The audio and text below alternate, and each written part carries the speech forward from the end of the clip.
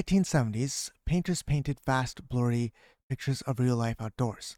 During this time, Japanese woodblock prints flooded Europe, which sparked the Post-Impressionism period of paintings. European artists were obsessed with how Japanese prints used flat color blocks, high contrast, dark outlines, unusual framing of scenes with close-ups and clearly emotional faces. Unlike the Impressionism artists, the Post-Impressionist painters painted on their own. It wasn't until 1910, 5 years after the period ended, an English critic named Roger Fry, who put together an art exhibit in England, London, that the Post-Impressionism name came to be. He invented the name to summarize all the French art that was made after Impressionism. Post-Impressionism art period actually split into 4 different movements. First movement was in 1886, which went until 1888. Pointillism. In 1886, artists felt art was shallow, and we want to paint what our hearts feel, or use science and geometry to build stronger art. Lord Seurat thought painting needed science and math instead of random brushstrokes. He used a technique called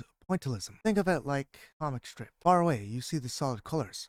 Close up, you see many dots. Now, when you look at these dots far away, it forces you as a viewer to blend the dots together from a distance, and this makes the colors look much brighter. In 1888 to 1890, a different movement started, the emotional post-impressionism movement. Vincent van Gogh wanted to pour his feelings, passion, and mental struggle directly onto the canvas. He used dynamic impasto and unnatural colors to show his internal anxiety, sadness, and joy visually. One interesting thing about Vincent van Gogh, the way he frames, just like the Japanese woodblock artists, very good at framing his paintings. For example, you have this swirl that comes here and it goes over here. And then you have another one that goes like this. And then you have the lines going inward like this from the moon. And then you have another one going like this. Now all these stars here on the outside lock in the framing. On top of that, you have this big bushy tree or plant that blocks it off, naturally pushes your attention back here. Later, once you're done looking at the central area, get curious and you want to look at the town below over here.